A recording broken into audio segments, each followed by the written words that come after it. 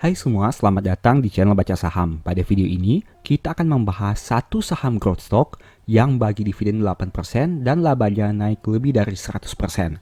Apakah saham ini masih murah? Tapi seperti biasa, semua pembahasan ini bukan rekomendasi dan hanya informasi. Ingat, kerugian kamu tanggung sendiri ya. Saat ini kita akan membahas saham ABMM atau PT ABM Investama. Ini merupakan struktur pemegang saham di mana saham ABMM ini dimiliki secara tidak langsung oleh keluarga Hamami melalui beberapa PT. Dan teman-teman bisa lihat di sini untuk struktur entitas anak dari perusahaan ini, seperti PT Tunas Inti Abadi, PT Media Jaya Bersama, dan lain sebagainya. Dan kepemilikan saham di masyarakat untuk saham ABMM ini adalah 20,9%, yang berarti mayoritas masih dimiliki oleh pemegang mayoritasnya. Nah, sekarang kita lihat untuk lokasi kerja ABMM ini. Perusahaan ini berlokasi pada sekitar 21 provinsi dan punya jumlah karyawan sebanyak 8.377. Untuk detail selengkapnya, teman-teman bisa lihat pada tampilan berikut ini. Kemudian kita akan bahas dari sisi probabilitasnya. Teman-teman bisa lihat bahwa saham ini cenderung naik di bulan Mei dengan probabilitas yang mencapai 78%. Sebaliknya pada bulan Januari, saham ini punya probabilitas yang sangat rendah yaitu hanya 10% saja. Dan selama tahun 2023 masih turun 0,3%. Di bulan April sendiri, saham ini naik 3,7%. Kemudian kita akan bahas laporan keuangan 31 Desember tahun 2022 yang dinyatakan dalam dolar Amerika Serikat. Pertama dari sisi aset dengan jumlah 1,9 miliar dolar dan angka ini mengalami peningkatan yang cukup signifikan dibandingkan tahun 2021.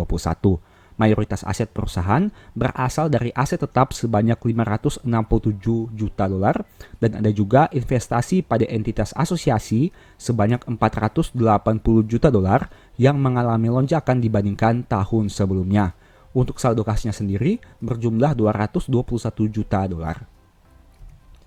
Nah, sekarang kita akan lihat lebih detailnya tentang investasi pada entitas asosiasi dengan jumlah 480 juta dolar. Ternyata, perusahaan ini memiliki investasi di PT Golden Energy Mines sebanyak 487 juta dolar. Dan pada saat laporan keuangan 31 Desember tahun 2022, investasi tersebut menyumbang profit sebanyak 66,5 juta dolar.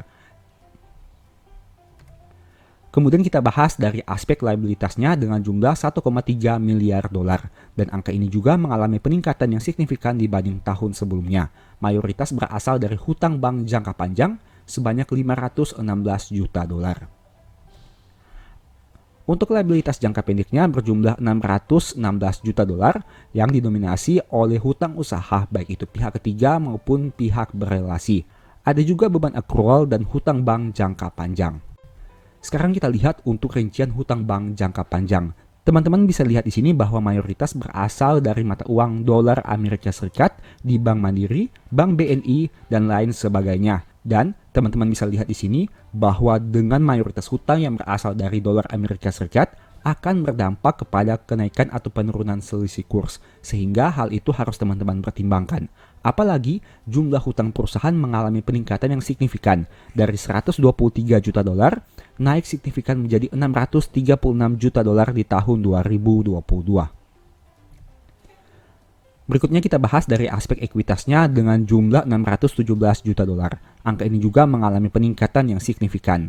Mayoritas berasal dari saldo laba yang belum ditentukan penggunaannya, sebanyak 340 juta dolar. Angka ini juga mengalami peningkatan dibanding tahun 2021. Nah, kita bahas sekarang untuk laporan laba ruginya. Pendapatan usaha berjumlah 1,4 miliar dolar yang mengalami peningkatan dibanding tahun sebelumnya. Begitu juga dengan beban pokok pendapatannya. Dan karena kenaikan pendapatan yang lebih besar, laba bruto perusahaan masih bisa tumbuh dari 366 naik menjadi 521 juta dolar. Kita lihat sekilas untuk beberapa beban dan pendapatan lainnya. Pendapatan lainnya tidak berubah signifikan, dana kompensasi dan beban lainnya masih dalam batas wajar. Nah, di sini ada yang menarik, yaitu bagian atas laba entitas asosiasi sebanyak 66,5 juta dolar dan pendapatan dividen sebanyak 22,5 juta dolar. Hal itu seperti yang sudah kita bahas tadi, bahwa perusahaan ini punya investasi di PT Golden Energy Mines sehingga menyebabkan adanya kontribusi laba dari entitas asosiasi. Nah, sekarang kita lihat sekilas untuk struktur pendapatan perusahaan. Mayoritas berasal dari kontraktor tambang dan tambang batubara sebanyak 1,2 miliar dolar. Angka ini mengalami lonjakan dibandingkan tahun sebelumnya. Selain itu, ada logistik dan sewa kapal sebanyak 130 juta dolar. Nah, bagaimana untuk laba perusahaan? Laba perusahaan berjumlah 269 juta dolar yang mengalami peningkatan signifikan dibandingkan tahun 2021. Tapi teman-teman harus ingat bahwa hal itu didasari oleh beberapa faktor, seperti kenaikan pendapatan, adanya bagian atas laba entitas asosiasi, dan pendapatan dividen.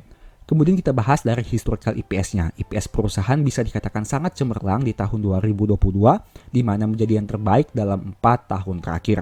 Tapi sebagai catatan, saham ini pernah mencetak kerugian di tahun 2020. Untuk aspek dividen bisa dikatakan cukup konsisten meskipun sempat absen di tahun 2021.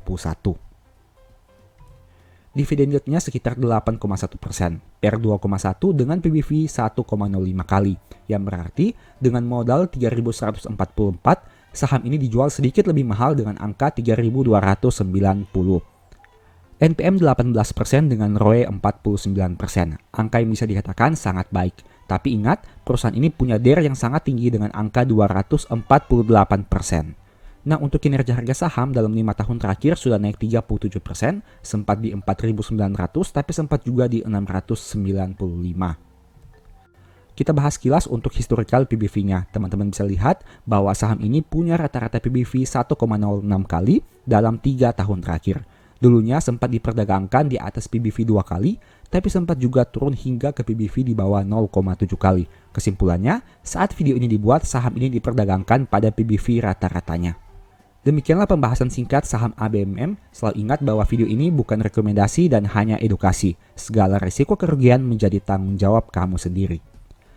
Apabila kamu tertarik mempelajari metode nabung saham dengan lebih detail, mungkin ebook strategi nabung saham ini bisa membantu. Ada juga file Excel yang detailnya bisa kamu baca pada tampilan berikut ini. Nah, apabila kamu tertarik mempelajari analisa fundamental dan money management, mungkin ebook The Stock Market ini bisa membantu. Untuk detail selengkapnya, silahkan baca pada tampilan berikut ini. Dan bagi kamu yang ingin mempelajari analisa laporan keuangan dengan lebih detail, ebook ini dapat membantu, yaitu cara cepat analisa laporan keuangan. Tersedia juga file Excel yang detailnya bisa kamu baca pada tampilan berikut ini. Apabila tertarik melakukan pembelian ebook baca saham, silahkan chat saja di nomor WA yang tercantum ini. Oke, sekian video ini, semoga bermanfaat. Thank you.